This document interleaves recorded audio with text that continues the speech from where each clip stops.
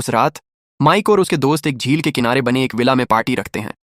शराब पीने के बाद माइक होश में आने के लिए झील की ओर चला गया।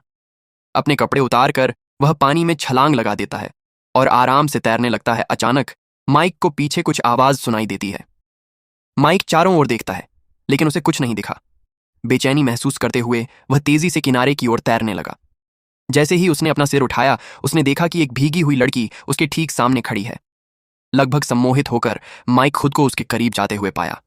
अगली सुबह जब उसके दोस्त ने उसे देखा तो वह झील के किनारे बेहोश पड़ा हुआ था। घर लौटने के बाद माइक को जल्द ही तेज बुखार हो गया। अधमरी हालत में उसे लगता है कि कोई उसके तलवे को नाखूनों से खरोंच रहा है। उसे लगा कि यह हेलन होगी, पर उसने जैसे ही सर घुमाया उसने देखा हेलन तो किचन में जड़ी बूटी बना रही है। तभी हेलन ने देखा कि घर का फर्नीचर बिना किसी कारण के हिल रहा है। चुपके से वह माइक को देखती है। माइक के तकिए के पीछे एक के हाथ दिखाई पड़ता है।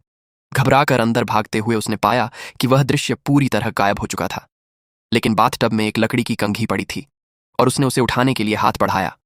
अचानक एक हाथ ने उसे पकड़ लिया और पानी के अंदर खींच लिया, जिससे वह डर के मारे जाग उठी।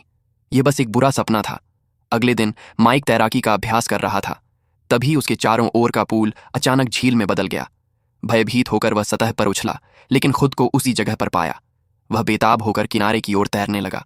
जैसे ही वह रेंगकर जमीन पर पहुंचा, वह फिर से गिर पड़ा। उसे धुंधला सा वही लड़की अपने सामने प्रकट होती हुई दिखाई दी और वही शब्द दोहराती हुई दिखाई दी जो उसने पिछली बार कहे थे। क्या ऐसी घटना आपके साथ हुई है?